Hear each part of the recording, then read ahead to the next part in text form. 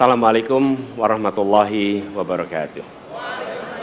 Selamat malam dan salam sejahtera untuk semuanya. Bismillahirrahmanirrahim.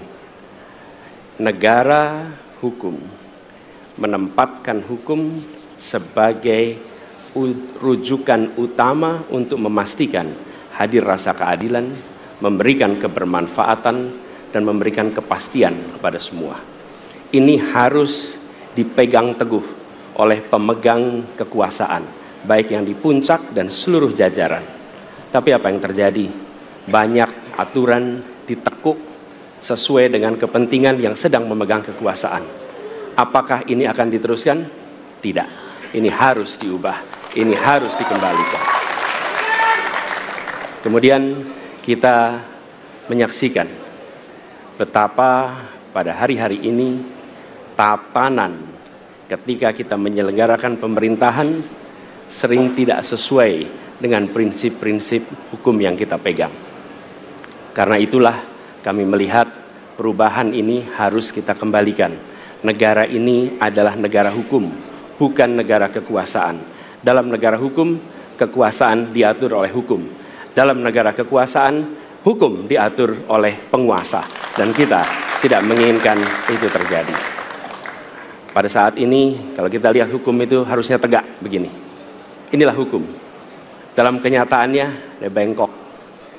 Dia tajam ke bawah, dia tumpul ke atas. Dan kondisi ini tidak boleh didiamkan, tidak boleh dibiarkan, dan harus berubah. Karena itu kita mendorong perubahan. Mengembalikan hukum menjadi tegak kepada semuanya. Dan bila kita saksikan hari ini, ada satu orang milenial bisa menjadi calon wakil presiden. Tetapi ada ribuan milenial, generasi Z, yang peduli pada anak-anak bangsa, yang peduli pada mereka yang termarginalkan. Ketika mereka mengungkapkan pendapat, ketika mereka mengkritik pemerintah, justru mereka sering dihadapi dengan kekerasan, dihadapi dengan benturan, dan bahkan gas air mata. Apakah kondisi ini akan dibiarkan? Tidak, kita harus lakukan perubahan. Oleh karena itu, kami memperhatikan ini sebagai hal-hal yang mendasar. Yang tak kalah penting, ini kedua nih, yang tak kalah penting. Kita menyaksikan pada saat ini, ada peristiwa seperti peristiwa Ibu Mega. Ibu Mega Suryani Dewi, seorang ibu rumah tangga yang mengalami kekerasan rumah tangga, lapor pada negara, tidak diperhatikan, dan dia meninggal korban kekerasan. Apakah akan dibiarkan? Tidak, ini harus diubah. Dan tidak kalah penting, hadir bersama saya di sini ayahnya Harun Ar-Rasyid. Harun Ar-Rasyid adalah anak yang meninggal, pendukung Pak Prabowo di Pilpres 2019 yang menuntut keadilan pada saat itu. Protes hasil pemilu. Apa yang terjadi? Dia tewas sampai dengan hari ini tidak ada kejelasan. Apakah ini akan dibiarkan? Tidak, ini harus diubah. Karena itu, kami mendedikasikan diri hadir untuk memberikan komitmen bahwa dari puncak sampai ke bawah kami akan tegakkan hukum pada siapa saja. Kami kembalikan marwah kehidupan bernegara yang menempatkan hukum sebagai tempat yang paling tinggi. Dan ketentuan itu berlaku kepada semua, termasuk ketika menyangkut urusan ASN, menyangkut urusan TNI dan Polri. Terima kasih. Assalamualaikum warahmatullahi wabarakatuh. Terima kasih. Bapak Anies, kami persilakan kembali ke tempat. Berikutnya kami persilakan. Harap tenang. Harap tenang. Harap tenang. Harap tenang para pendukung, harap tenang. Hadirin, kita akan harap lanjutkan tenang. ya. Harap tenang. Kita akan lanjutkan. Kami persilahkan calon presiden nomor urut 2, Bapak Prabowo Subianto, untuk maju ke atas panggung dan menyampaikan visi dan misi. Baik, para pendukung Harap harap tenang. tenang, kita akan lanjutkan. Baik, silakan. Bismillahirrahmanirrahim. Assalamualaikum warahmatullahi wabarakatuh. Salam sejahtera kita sekalian. Shalom, Om Swastiastu, Namo Buddhaya, salam kebajikan. Terima kasih kesempatan yang diberikan kepada saya untuk menyampaikan visi dan misi.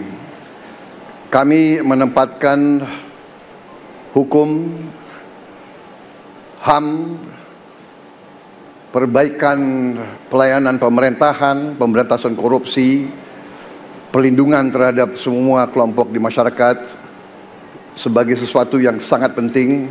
Karena itu dalam visi misi kita hal-hal ini ditaruh di paling atas.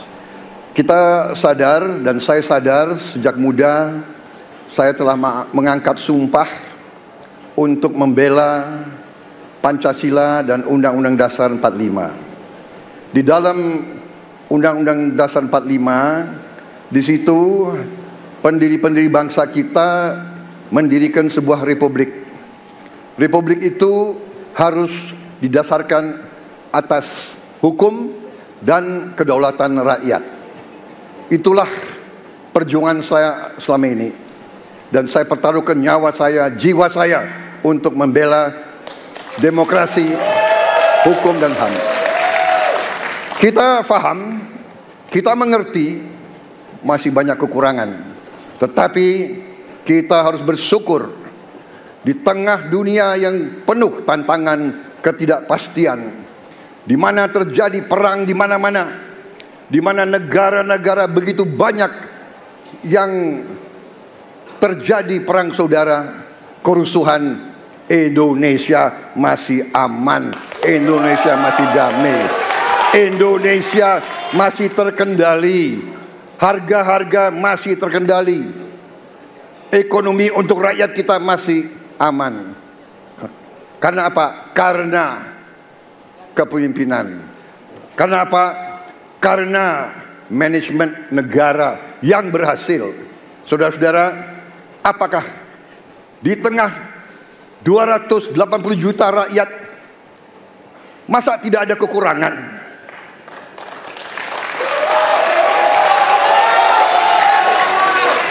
Tetapi kita harus arif, kita harus dewasa, dan kita tidak boleh munafik.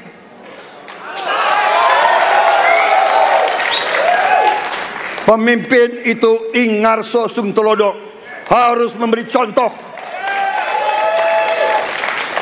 Saudara-saudara sekalian, Prabowo Gibran, kita akan perbaiki yang harus diperbaiki. Kita akan tegakkan apa yang perlu ditegakkan. Dan kita bertekad memberantas korupsi sampai ke akar-akarnya. Memberantas korupsi sampai ke akar-akarnya. Saudara-saudara sekalian, saya kira demikian yang ingin saya sampaikan. Program kita baik, tujuan kita baik, keinginan kita baik. Mari kita berbuat kebaikan demi rakyat kita. Kita butuh persatuan dan kesatuan. Kita tidak perlu saling menghasut, saling mencela, saling menghina. Demi rakyat kita yang kita cintai, kita butuh kesejukan, ketenangan, kerukunan. Kita negara majemuk, kita negara ratusan kelompok etnis, berbagai agama besar. Pemimpin harus sejuk, pemimpin harus dewasa. Waktu Anda habis, kami persilakan untuk kembali ke tempat duduk. Baik. Para pendukung diharap tenang, para pendukung diharap tenang. Para pendukung harap tenang. Nanti ada waktunya untuk memberikan apresiasi dan juga teriakan serta tepuk tangan. Kita akan lanjutkan untuk pasangan berikutnya yang di penyampaian visi misi oleh calon presiden nomor urut 3 kepada Bapak Prabowo, kepada Bapak Ganjar Pranowo. Kami persilakan untuk ke panggung. Harap tenang, hadirin harap tenang. Bapak Ganjar, waktunya 4 menit dimulai dari sekarang. Assalamualaikum warahmatullahi wabarakatuh. Selamat malam, salam sejahtera untuk kita semua. Om Swastiastu, Namo Buddhaya, Rahayu. Bapak Ibu yang sangat saya hormati, para hadirin pemirsa debat malam ini yang sangat saya muliakan. Saya dan Pak Mahfud mulai perjalanan pada saat pembukaan kampanye dari ujung timur Indonesia dan barat. Dari Sabang sampai Merauke. Hanya ingin mendengarkan dan ingin melihat secara langsung apa yang disampaikan oleh rakyat. Apa yang dirasakan oleh rakyat, sehingga ketika kontestasi 5 tahunan ini berlangsung, harapan itu ada dan masuk dalam pikiran seorang pemimpin. Satunya pikiran perkataan dan perbuatan. Ini sesuatu yang sungguh penting. Di Merauke kami menemukan pendeta, namanya Pak Leo. Dia harus menolong seorang ibu ingin melahirkan, karena tidak adanya fasilitas kesehatan. Dan dia belajar dari YouTube. Sesuatu hak kesehatan yang tidak bisa didapat. Maka kita sampaikan kepada Pendeta Leo, kami akan bangunkan itu, dan kami akan kerahkan seluruh Indonesia, bahwa satu desa, satu puskesmas atau pustu, dengan satu nakes yang ada.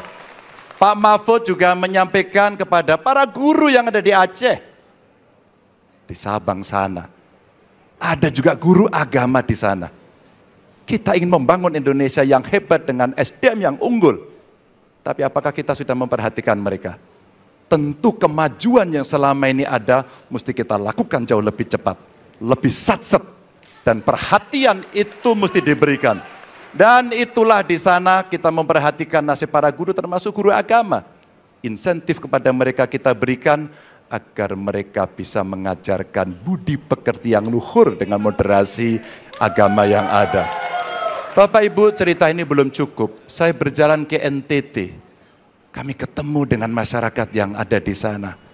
Pak Ganjar, kenapa kami anak muda tidak mudah mendapatkan akses pekerjaan? Padahal itu hak kami.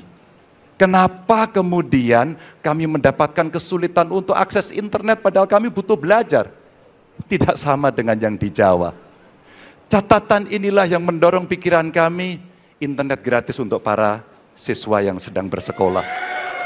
Agar mereka punya kesamaan dengan kita semua yang ada di Jawa ini. Kami bergeser lagi, kemudian ketemu kawan-kawan penyandang disabilitas di NTB. Betapa bahagianya saya karena ketemu dengan orang yang berjuang dengan keras agar dia bisa setara, dan pemerintah mesti perhatikan mereka untuk memberikan kesetaraan pada mereka itu. Tapi Bapak Ibu, saya mendengar ketika demokratisasi mesti berjalan dan demokrasi mesti kita jaga bersama, ada Ibu Sinta yang ketika menyampaikan pendapat harus berurusan dengan aparat keamanan. Ada Melki, ketua BEM, yang kemudian ibunya harus diperiksa. Maka yang seperti ini harus usai. Dan mereka bisa mendapatkan kebaikan-kebaikan kalau governance terjadi. Maka yang ada di Kalimantan kami temukan. Masyarakat Dayak, mereka suku-suku yang ada, libatkan dong kami agar kami bisa mendapatkan akses yang sama. Semua ini bisa berjalan kalau kemudian pemerintahnya bersih. Pemerintahannya bisa akomodatif. Dan kita sikat korupsi itu tidak dengan kata-kata, dengan keseriusan. Pak Mahfud adalah mitra saya yang selama ini sebagai Menko mengeksekusi itu dengan baik. Kita akan lakukan itu, kami mohon dukungan rakyat, perintahkan kami untuk mengerjakan itu. Terima kasih. Wassalamualaikum warahmatullahi wabarakatuh. Kami persilakan kembali ke tempat.